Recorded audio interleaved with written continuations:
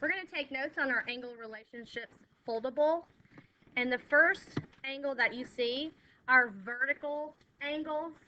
They are also called opposite angles because they are opposite of each other. So what you'll write in your notes is that they share a vertex but are not adjacent. So now we're going to identify them in our picture. So the vertex is right here, and I'm going to always mark the vertex so I know where I'm looking at. So they share a vertex, but they're not adjacent. And remember, adjacent means that they are right next to each other. So let's look at some examples. We're going to start with angle 1. You're going to shade angle 1 with one of your colors. And then you're looking for the one that is directly opposite of angle 1. They share the vertex, remember, and it's going to be straight across to angle 3. So we can shade angle 3 a color. So our examples, the first one we can list is angle 1 and angle 3. So angle 1 and angle 3 are vertical angles. Then we need to change colors. So pick a different color. And let's do another set.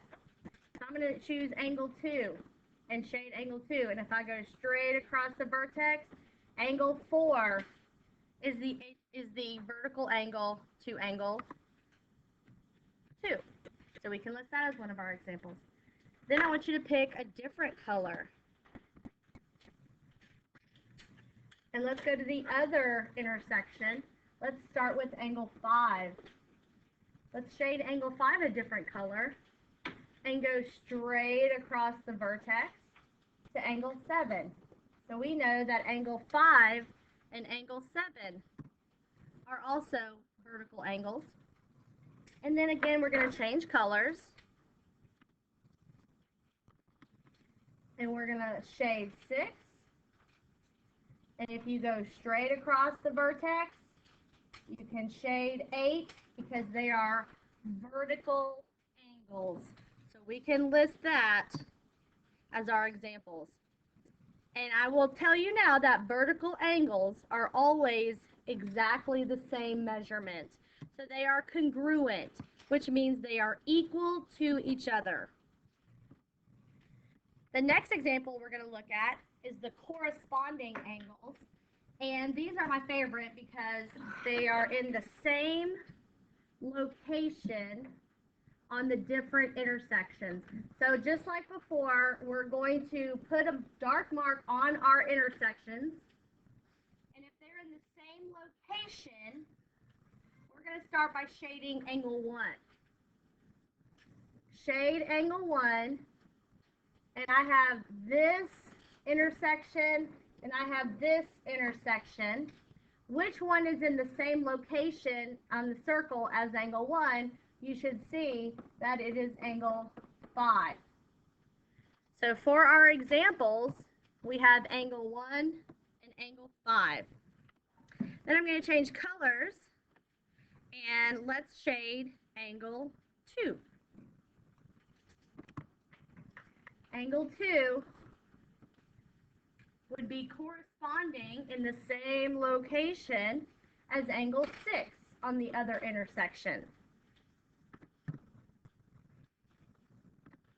Change colors again. If I shade angle 3 and I look at the other intersection, angle 7 is in the same location. So angle 3 and angle 7 are corresponding angles. And then I have one more left. I'm going to shade angle 4. And if I look on the other intersection, angle 8 is in the same location. So angle 4 and angle 8 are corresponding angles.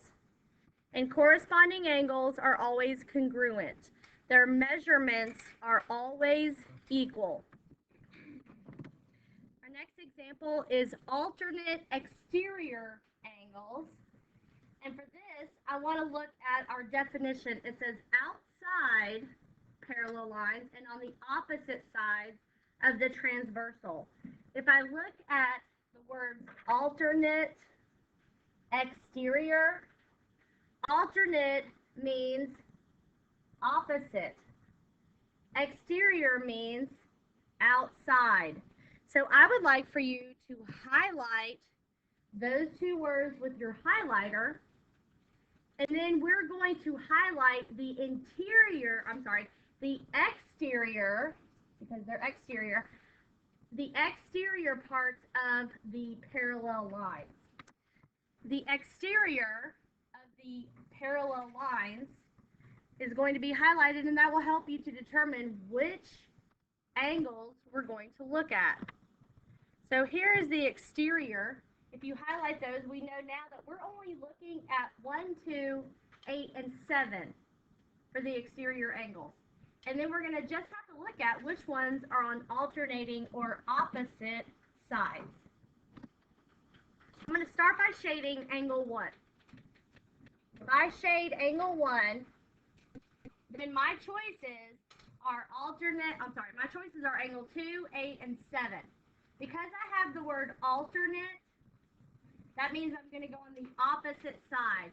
So I'm going to jump over the transversal to the other intersection. Let's label our intersections. So jump over to the other side of the transversal and the other intersection, and that's going to be your alternate exterior angle 1 and angle 7.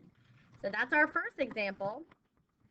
And then if you change colors, it should be pretty easy to determine what the other pair are going to be, since we only have 2 and 8. Well, let's see if we jump across the transversal to the other intersection, if we get that.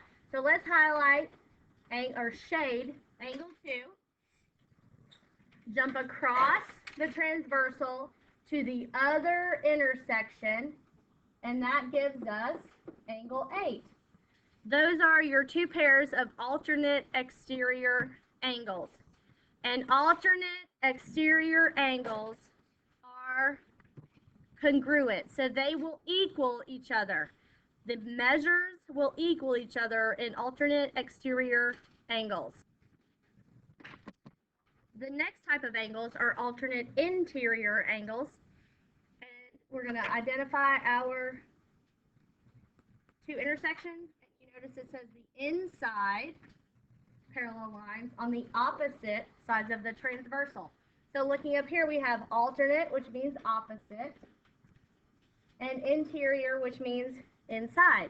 So we're going to highlight inside and opposite, and we're going to highlight the inside of our parallel lines. And by doing that, we see that the only angles we're looking at are 4, 3, 5, and 6. So let's start by highlighting angle number 3.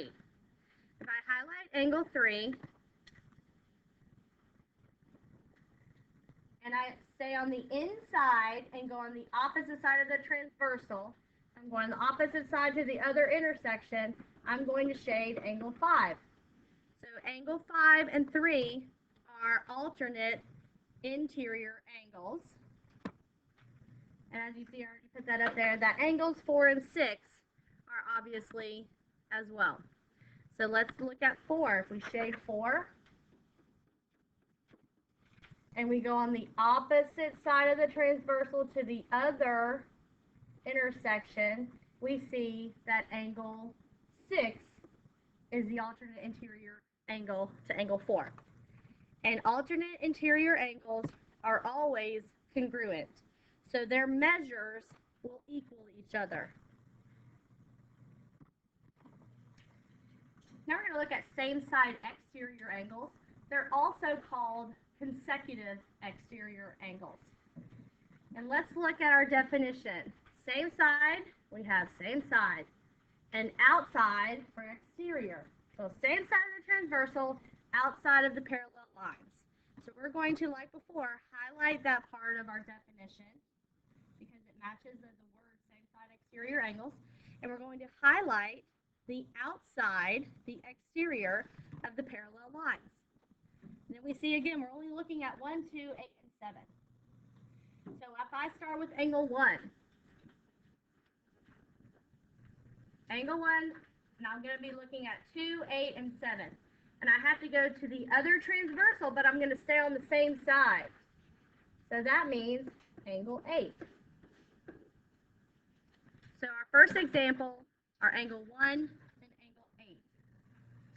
Then I'm going to get a different color, and I'm going to highlight angle 2.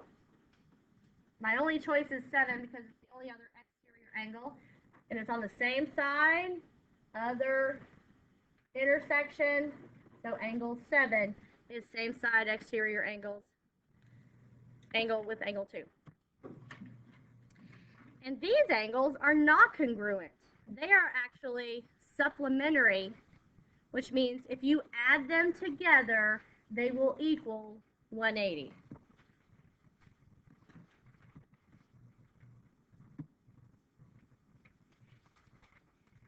The last one we're going to do is same side interior angles, also called consecutive interior angles. And we're looking at the same side, we would highlight same side. Interior, we would highlight inside. So then we know we need to highlight the inside of our parallel lines. So we know we're only looking at 3, 4, 5, and 6. So if we highlight angle 3 and put a point at our intersections, angle 3, I have to stay on the same side of the transversal, but I have to go to the other intersection. That will be angle 6. So angle 3 and angle 6 are same side interior angles.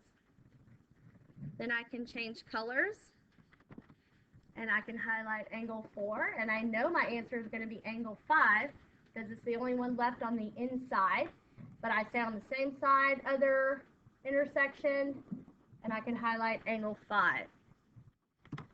So angle 4 and angle 5 are same side interior angles. And just like same side exterior, the same side interior angles are also supplementary, which means if you add them up, they will equal 180 degrees. Now you can start your homework.